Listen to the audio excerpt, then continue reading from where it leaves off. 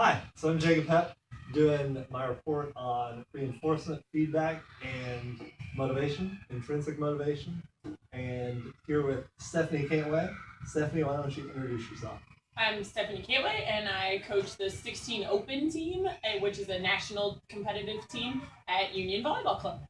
All right, Stephanie. So a couple things we're going to talk about. First one is reinforcement, rewards and punishments that will increase or decrease the likelihood of similar actions occurring in the future. How do you use reinforcement when you're coaching? I use reinforcement constantly. I like you to know what you're doing, good and bad. When I was a player, that was my biggest thing. Like, I don't care if I'm getting yelled at or I'm getting complimented, but I want to know what's going on. That's part of my personality, and so that's how I coach. Now I know not everybody's like me, so sometimes you have to learn to back off on your reinforcement just a little bit. If it's getting too much in the kids' heads, they can't process it all. But in general, I like to be talking, saying good, bad, yes, no, as every drill is going on. To me, that's what practice is for. Okay.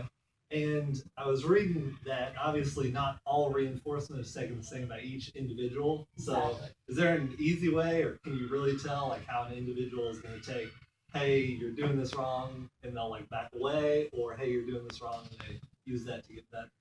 I think I'm lucky that I coach 16-year-old girls. They don't hide their emotions very well. So you usually know within the first couple weeks of practicing with them how they're taking it and what's going on. There's also some things that we can touch more on later, that tools that we've used to be able to tell if even if they're not showing it, if they're a talented teenage girl that can hide their emotions, then we are able to kind of look at it some different ways and see if they're playing better in certain situations, if they like the pressure, if they like the feedback, and kind of measure things that way. But it's really important to know how you're handling which personalities. Right. Okay. With positive and negative reinforcement, which do you think is more effective? I definitely think positive is more effective, but I think negative is necessary sometimes. If you're not going to correct wrongs, they can't always do the goods, you know? Right. So it's both. We try to demo in a positive way and then say like, nope, keep trying, yes, that was it. So I think if everything's negative based, it just creates a very sad, like mute environment where Right. I want energy. Like that's just me. That's my personality. Right. So. And plus, it might take away, I guess, from the enjoyment of actually playing volleyball, and you get burned out in 16, 17, 18 where they don't want to come back. Exactly. With young kids, I think that's really important. In the age group that we're coaching, there's so much other outside pressure on them and getting college scholarships and this. They have to enjoy what they're doing. Okay. Can you give me an example of positive or negative reinforcement that you might use in practice? I try to do like I read a couple places. You can read a lot about this stuff too, and I try to do 2 or 3 like goods and yeses for every no. So if I do correct a kid, then I try to wait for another correction. I try to wait until they've done a couple good things that I can find to compliment before I give another correction. So good job, good at that, hit that ball higher. Like, yes, that was it, that was high. And try to make it so there's a negative but bundled in a bunch of positivity. Right. Okay. That sandwich that they kind of talked about. Yeah. Okay. So already kind of got on feedback, the information that you give the students after they make some kind of effort for the play. Obviously, there's motivational, there's instructional, the yes, go, good job, do it again, stuff like that, motivational, and then instructional, whereas you're really getting specific on what you want them to do. How specific can you get with your specific team? I know you've had 8 teams before, you have all the high level teams here at Union. How specific can you get with athletes at the high school level? I think I'm at the lowest level that I can be. So I think 16s is about the threshold.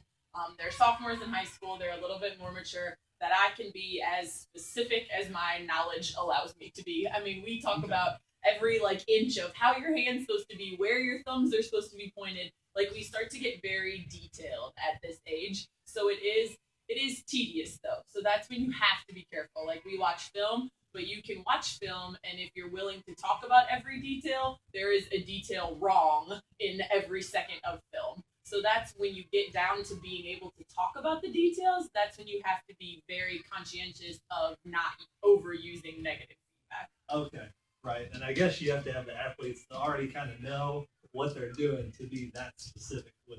Yeah, I think it's definitely tiered. Like they know the basics, they know what they're trying to do in this, and once we master those skills, it's just tweaking things. And in the volleyball world around here, I think 16s is about that age level. So I'm Okay.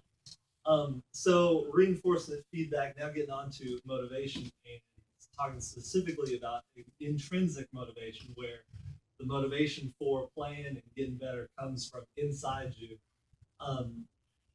Would you call yourself extrinsically motivated or intrinsically motivated?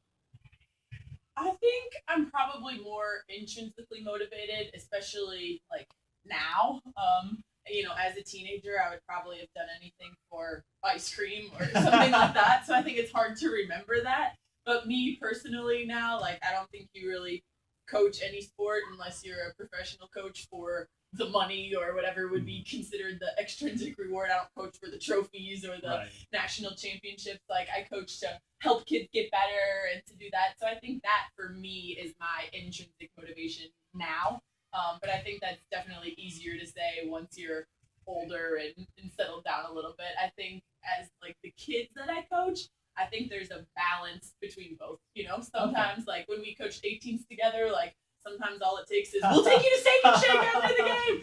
But especially when they are intrinsically motivated most of the time, but for whatever reason you're missing a little bit of that. Like we weren't doing so well in that tournament, so it was hard for them to be motivated towards gold. Right. And we came up with something else of like, yes, like let's just buy them ice cream and it worked. So I think there's a balance, especially with younger athletes. Okay, very good. So, you talked about that extrinsic motivation. What do you think gets athletes further?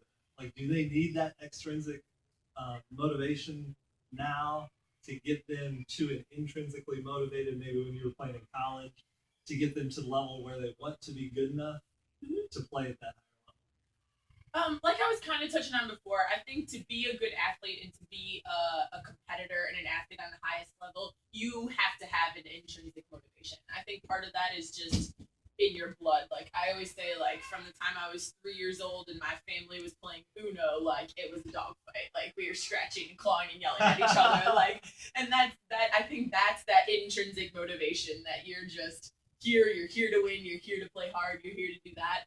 But like I said before, sometimes to keep you on that path, you do have to have tangible, extrinsic things that do keep you going when maybe there's a lull or something's not quite right. So I think that both, like a combination of both, is really important. Like right now, my girls are very intrinsically motivated by colleges and this and that. But then when we get in a big game and we're going for gold in this, and there's a bunch of college scouts around watching, to them that's kind of the intrinsic meeting the extrinsic. Like they can see the college coaches, like they're like, oh, there's this one and this one and this one and this one. And I think that makes their intrinsic motivation seem real and important, and it brings it back to life. Okay. So we know that intrinsic motivation lasts longer. You'll get further in life being intrinsically motivated, saying, I want to do this for a goal that I have. What kind of short-term, intermediate level term, long-term goals do you set with your team? We set goals for every tournament. I think it's a hard combination right now of individual goals and team goals, as well as intrinsic. Most of them want to play in college, want to do this, but they also know that the success of our team puts them in a better position to be seen by the best colleges and this and that. So there's an interesting balance there of like short-term goals would be that, of course, they want to perform in each and every game, but maybe if we're learning a new skill and they have to try to hit line, and it might go out a couple times or this, like that's the balance between those short-term goals and those long-term goals of getting better and being the best player I could be. But, we used to win last year and I never did any of that stuff you're telling me to do now, So I think there's a weird balance there. And then, like, as I said about myself earlier, I think in some ways too, the older you get, that intrinsic motivation becomes more important and more real. Like, I still think sometimes the teenagers struggle with that a little bit more than that comes out more in college and as they're collegiate and professional athletes. Okay. So when we're talking about volleyball, we're talking about a team sport where you rely on other people to like further your success in the game. How? So John Wooden, we read, doesn't tell his team ever. He doesn't talk to them about winning. He might imply it from time to time.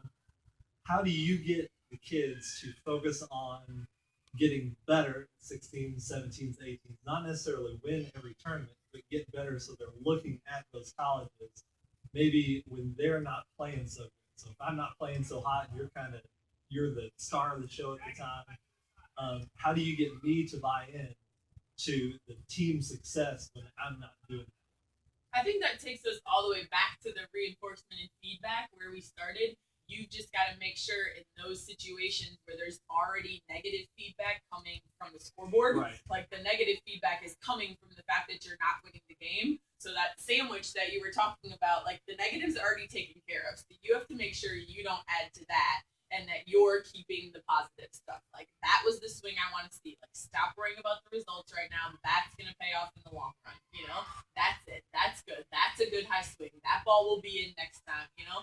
And in balancing those, you have to realize that you can't say two nice things, one negative, two, because the negatives are already taken up for you.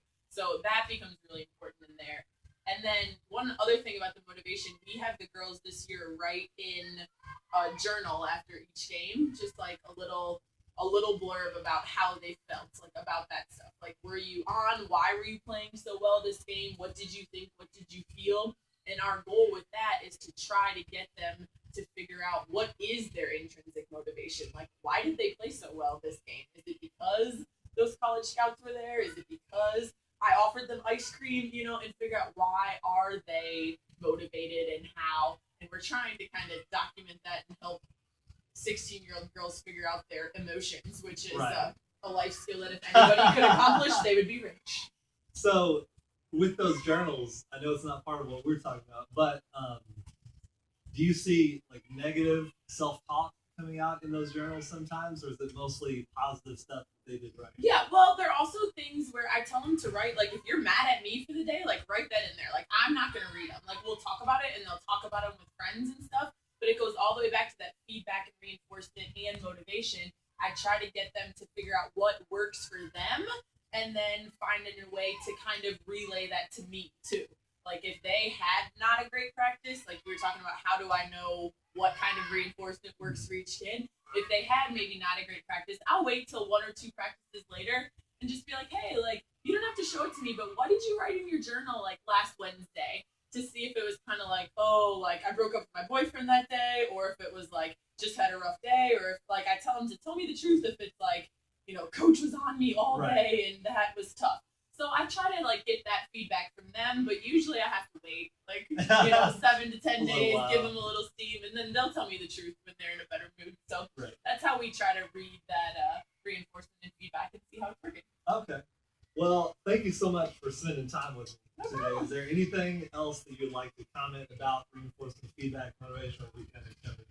I think we covered everything. I think the biggest thing is there's right and wrongs, and you can read so much stuff, and it's super interesting to me, but that each person and kid is an individual too, and that's what makes it so interesting and so unique and constantly learning, because it's different no matter what. Right. So you coach for a lot of years, and like every day you go in the gym, it's something different. It's not the same team. It's not the same situation. Exactly.